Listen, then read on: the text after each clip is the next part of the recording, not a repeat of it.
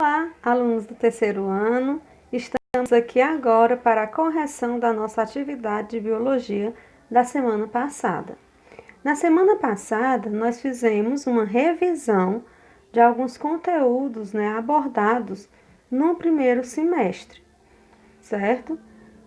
Vamos iniciar com a seguinte dica: faça o melhor que puder, seja o melhor que puder. O resultado virá na mesma proporção de seu esforço. E com certeza, se nós ficarmos juntos, nós alcançaremos o nosso objetivo de nenhum aluno a menos. Nós não queremos perder nenhum aluno para a pandemia. Iniciando, nós temos a seguinte questão: em algumas situações, é possível perceber que um alelo de um determinado locus gênico inibe a ação de outro alelo em outro locus. Essa situação em que um gene mascara a expressão de outro é chamada de codominância, recessividade, epistasia ou euploidia. A primeira coisa que nós precisamos fazer é lembrar, então, o que será que é codominância? O que será que é recessividade, epistasia e euploidia? Certo? Então, a gente pode dizer o quê? Que cada característica do nosso corpo é condicionada por dois alelos. Um vem do pai e outro vem da mãe. O que a gente espera é que normalmente exista uma relação de dominância entre eles, ou seja, existem alelos que dominam e outros que são recessivos. Algumas vezes, no entanto, o que é que acontece? Que os dois acabam contribuindo para a formação do fenótipo. Às vezes a gente diz assim, ninguém nem sabe com quem este menino parece, porque ele tem um pouco de um e um pouco do outro, né? Então, algumas vezes, isso não acontece, não existe o dominante nem o recessivo. Eles contribuem e formam o fenótipo. Então, na codominância, há alelos em heterozigose, que são ativos e independentes um do outro, né? Nesse caso, é formado um fenótipo que apresenta características encontradas nos dois fenótipos homozigotos. Lembrando que o fenótipo é o que a gente vê, o que você consegue ver, e o genótipo é a formação, né? E o que é a recessividade? Pronto. Nós vimos a diferença, o que era a dominância e o que é a recessividade.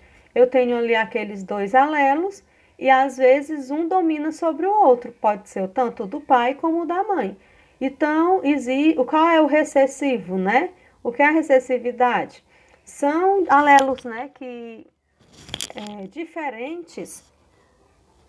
E assim, eles são diferentes em que sentido? Pronto.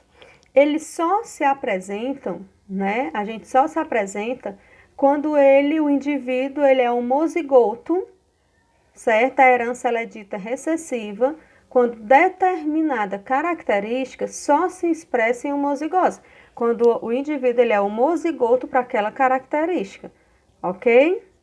E a euploidia, O que será que é euploidia? É uma alteração que causa a modificação de todo um genoma. Em seres humanos, por exemplo, as euploidias são compatíveis com a vida, o que ocasiona geralmente abortos espontâneos, certo? E o que é, no caso, a epistasia?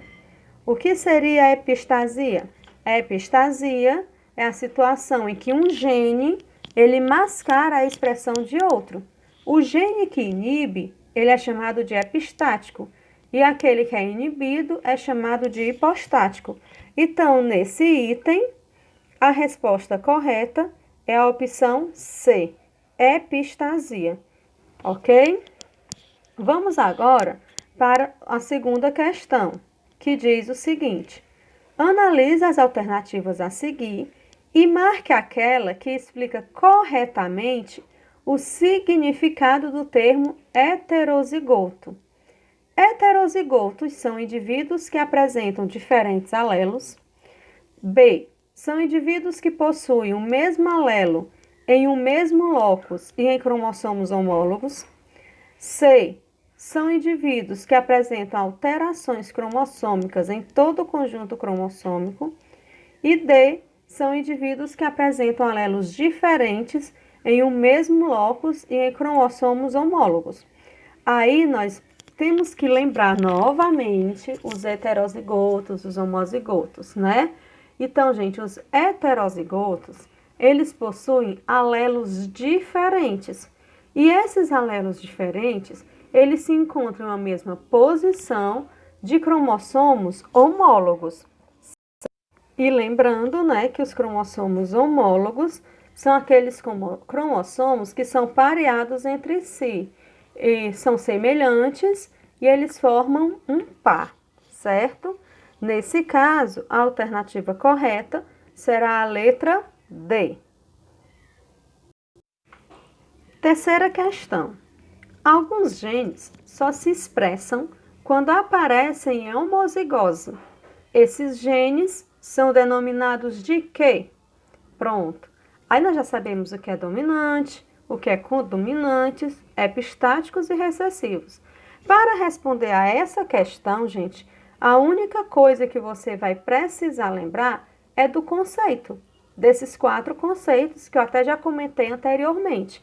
Então, de cara, nós sabemos que são os genes recessivos, né, que se expressam em homozigose, ou seja, são necessários 2 alelos iguais para que uma característica se expresse.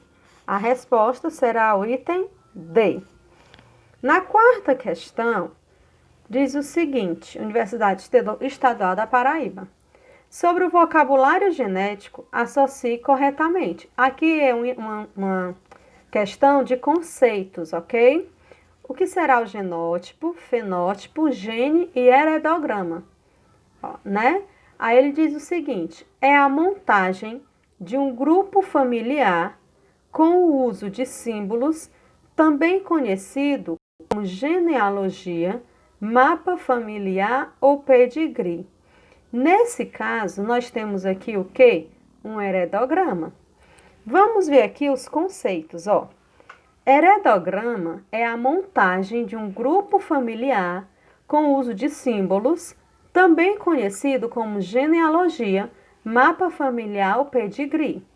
Gene é cada segmento de DNA capaz de transcrever sua mensagem em uma molécula de RNA, certo? DNA, ácido desoxirribonucleico, RNA, o ácido ribonucleico. O genótipo é a constituição genética de um organismo, ou seja, o conjunto de alelos que ele herdou dos genitores. E o fenótipo são as características internas ou externas de um ser vivo, geneticamente determinadas. Então, para responder a este item, o que você precisa lembrar são os conceitos. Fazendo isso, nós vamos apenas parear e encontrar como resposta correta o item B, onde o genótipo, né, o que é o genótipo está na letra C, fenótipo está na letra D, gene está na letra B e heredograma é o item A. Na quinta questão, fala sobre a recombinação gênica. Aí pergunta, o que é correto afirmar quando se fala em recombinação gênica? Pronto, gente. Os tipos de recombinação gênica podem ser homóloga e não homóloga. A principal diferença entre os tipos é que enquanto a recombinação homóloga ocorre entre sequências de DNA que são idênticas ou apresentam elevada similaridade, a recombinação não homóloga se dá entre sequências que não são similares. Aí nós temos aí, sobre a recombinação gênica, pode ser homóloga ou heteróloga. A principal diferença entre os tipos é que ocorrem etapas diferentes da mitose. A recombinação gênica é classificada em homóloga e não homóloga. Enquanto um tipo de recombinação permite a variabilidade, o outro tipo apresenta limitações. Nesse caso, a resposta correta será o item C, ok? Pronto. E isso foi a nossa atividade da aula anterior.